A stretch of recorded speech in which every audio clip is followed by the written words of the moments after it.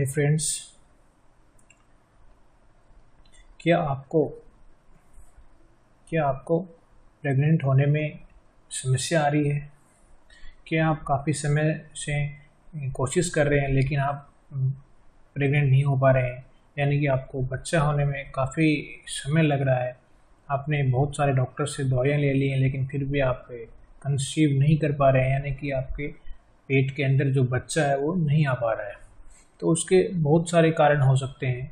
तो यदि आप इससे संबंधित जानकारी चाहते हैं तो इस वीडियो को लास्ट तक ज़रूर देखें।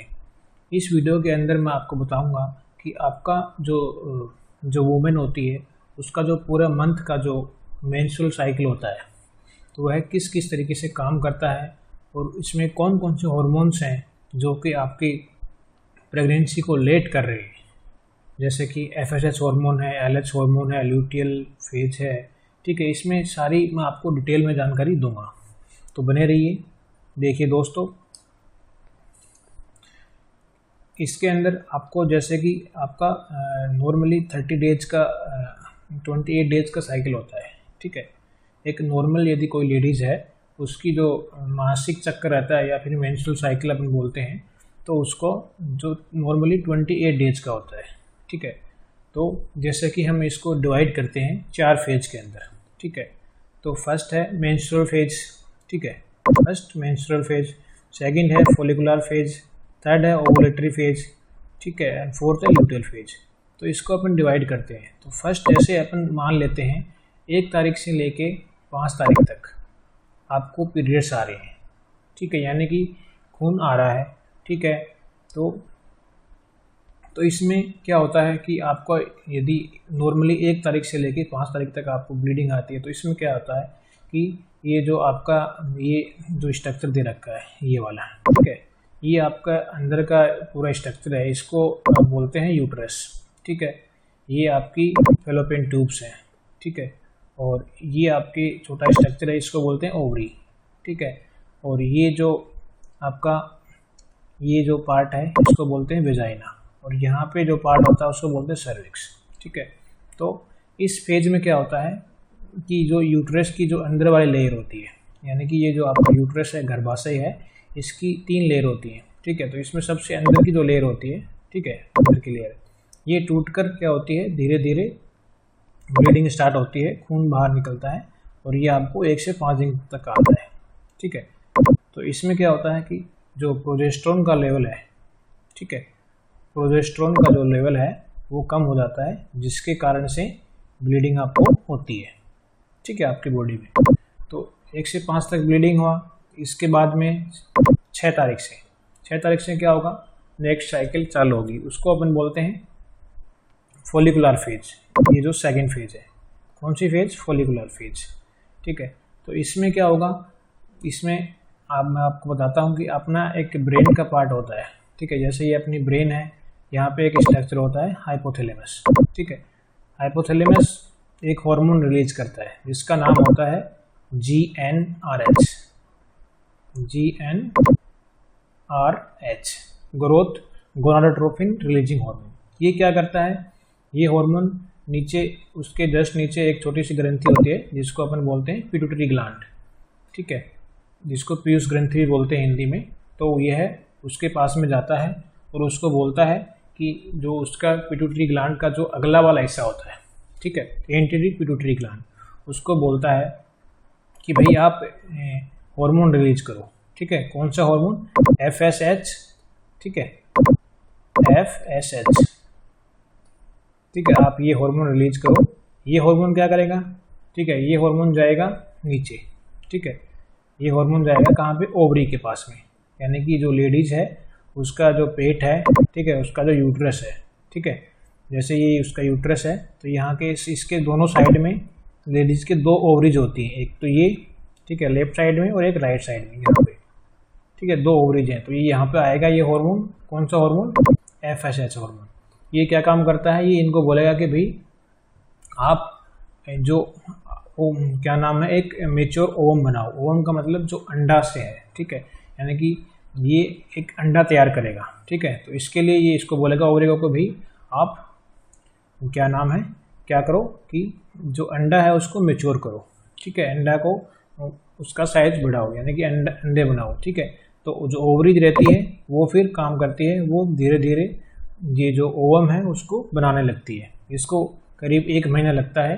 1 महीने में, यानी कि पूरी साइकिल में 1 महीने के अंदर सिर्फ एक ही ओवम बनता है या फिर अंडा बनता है महिला के अंदर, ठीक है। एक महिला के अंदर सिर्फ 1 महीने में एक ही अंडा बनता है, और यह वह अंडा होता है जिसमें यदि मेल और फीमेल आपस में रिलेशन बनाते हैं, तो यदि मेल का स्पर्म इस अंडे तक पहुंचता है, ठीक है, तो फिर फर्टिलाइजेशन होता है, ठीक है। यानी कि यही वो अंडा है जो कि आपको प्रेग्नेंट करता है, ठीक है।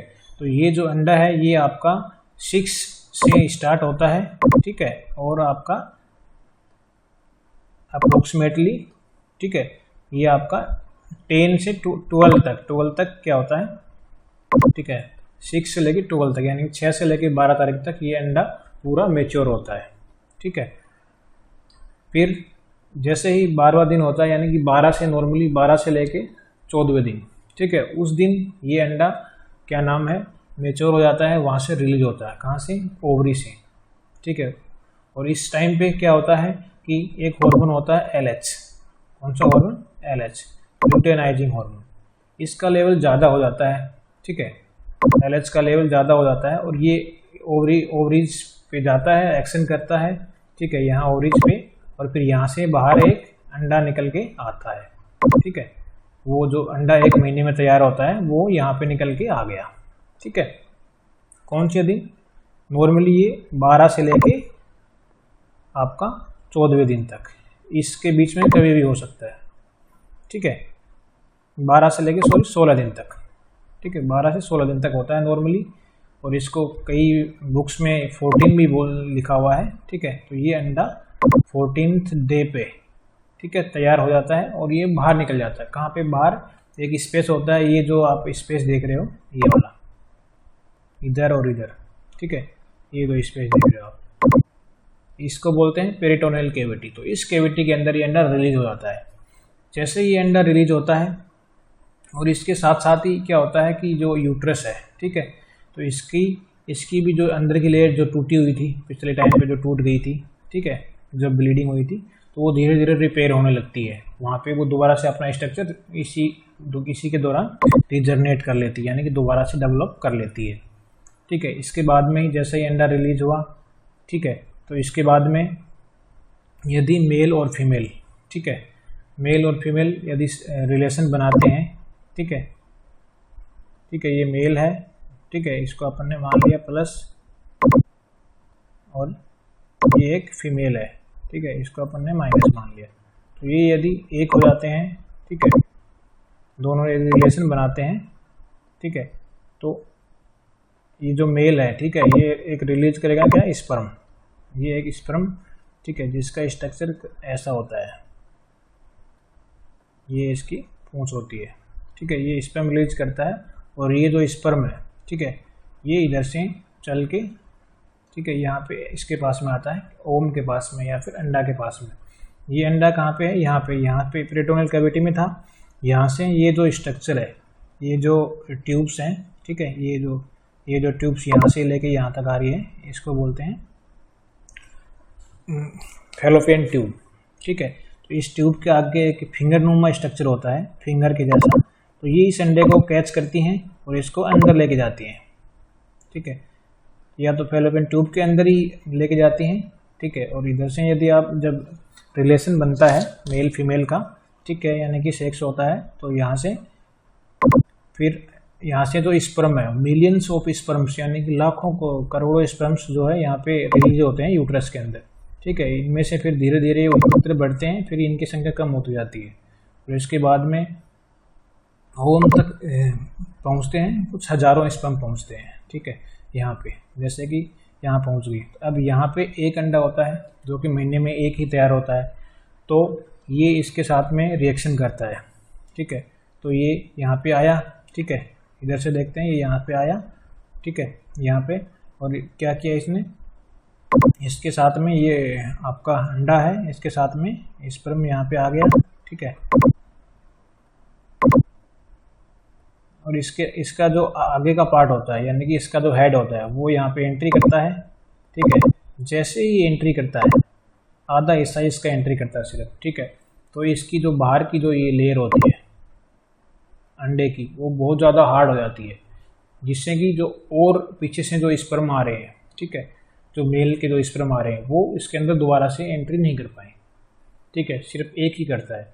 और इसके अंदर जो स्पर्म है, इसका जो हेड होता है, इसके अंदर डीएनए होता है, इनकी आपस में रिएक्शन होती है और ये एक सेल का निर्माण कर लेते हैं, ठीक है। तो इसके बाद में जब इसका एक निर्माण हो जाता है, ठीक है, तो इसके बाद में क्या होता है, इसके बाद में 6 से 7 डेज बाद, 6 से 7 दिन के बाद में ये धीरे धीरे इस ट्यूब में मूव करता है, ठीक है। मूव करता हुआ, जैसे यहाँ पे देख लीजिए आप, यहाँ पे यदि फर्टिलाइजेशन हो गया, ये हो गया यानी कि दोनों मिल गए हैं, उसके बाद में ये धीरे धीरे रोल करता हुआ नीचे आता है और 6 से 7th डे ये अंदर की जो यूट्रस की लेयर है, अंदर वाले लेयर, ठीक है, यहाँ पे ये स्टिक होता है, यानी कि इम्प्लांटेशन इसका होता है, यानी कि चिपक जाता है, ठीक है। ये लेयर बहुत ज़्यादा मोटी हो चुकी होती है इस टाइम पे, ठीक है, क्योंकि यहाँ पे एक हार्मोन होता है, ठीक है।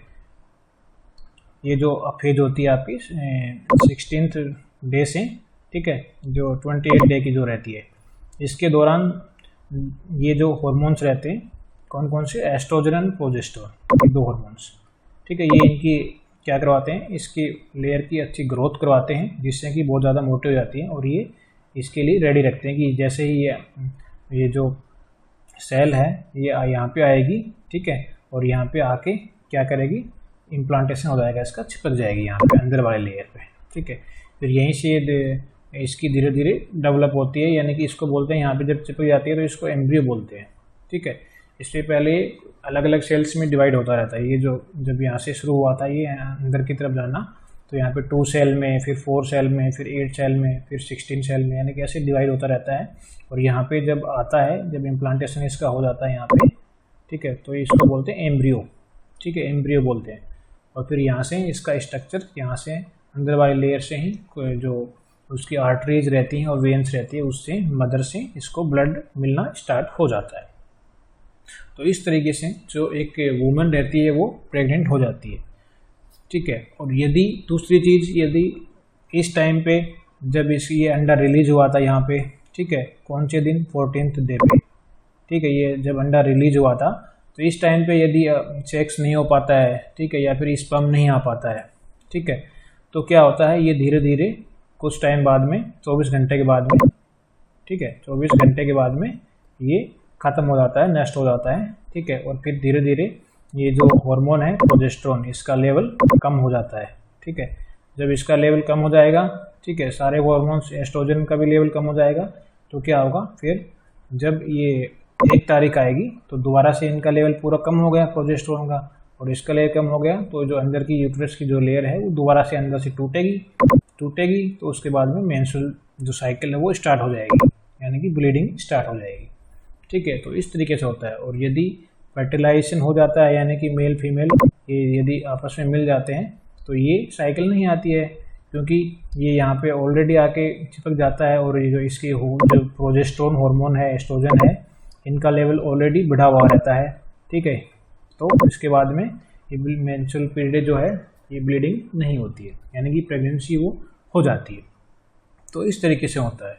तो इसमें मैं आपको बता देता हूँ कि यदि नॉर्मली, ये मैंने एग्जांपल दिया है कि यदि 1 तारीख से लेके 5 तक आपके पीरियड्स आते हैं, या आपके वाइफ के हैं, तो उसके अकॉर्डिंग ये दे रखा है कि 14th डे, यानी कि 12 से, नॉर्मली 12 से लेके 16 डे तक, ठीक है, तो ये होता है। और इसके बाद में जब नेक्स्ट साइकिल आती है, तो इसका जो डिफरेंस रहता है, इसका होता है 14 डे, यानी कि 14 दिन का डिफरेंस होना चाहिए, ठीक है। यानी कि आप इसको कैसे कैलकुलेट कर सकते हो, ऐसे कर सकते हो कि भाई आपके ज़्यादा प्रेग्नेंट होने के चांसेस कब है, कि भाई आप किस टाइम पे आप मेल फीमेल रिलेशन बनाते हो और जिससे कि आपके ज़्यादा चांस हो प्रेगनेंसी होने के, तो वो होता है 14th डे पे, यानी कि नेक्स्ट जो आपकी मेंस्ट्रुअल साइकिल आती है उससे 14 दिन पहले जो डे होता है उस पर सबसे ज़्यादा चांसेस रहते हैं, यानी कि उसमें 99% चांस रहते हैं, ठीक है। और आप जो है 12 से लेके और जो 16 डेज है उसमें आप रेगुलरली एक दिन छोड़ के एक दिन रिलेशन बनाइए, तो उसमें ज़्यादा आपके चांसेस बढ़ जाते हैं प्रेगनेंसी के।